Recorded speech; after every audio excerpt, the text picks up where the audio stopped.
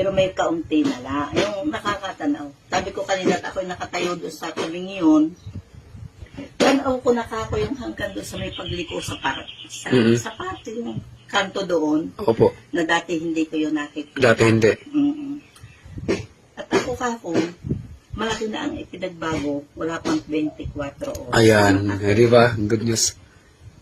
Na dati pag ako'y nagtungo, tumunghay ako, lula agad ako. Oo. Ngayon nawala na yung parang sabi ko bagang high na high ako na parang puno ng hangin ang ulo ko. Ngayon wala na. Wala na. Bubunot ako ng gamot ko sa akin.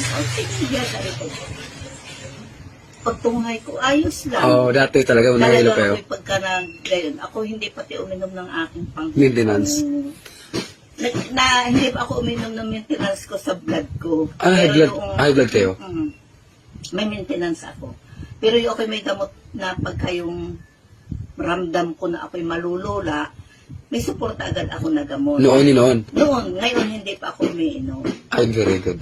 Yun ang totoo ngayon. Kaya sabi ko doon sa anak ko, nung sabi nga sa akin, ikaw ay bilis ka kaagad. Paano? Siyempre, naririnig nila, nakikita nila sa online na mura lang pala yun. Bakit nagbitaw ka ng gayong kalaking pera?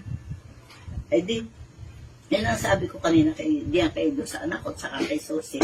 Ako hindi nagsisisi na nagbitaw ako ng gayong halaga. Kasi nakikita ko na at nararamdaman ko na sa sarili ko ang mayroon ng ipinagbabago. Hindi pa naman malaking masyado. Opo.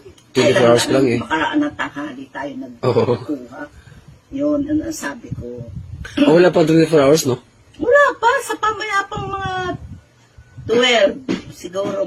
Lipo baka, makaraan ng tanghali ka mga alas 2. Yung, mga alas 2 ka nagkuha. Kahapon. Oo, kahapon. Wala pa 24 hours kayo kagad yung Wala pang 24 hours. At sabi ko nga, ako'y nakatindi.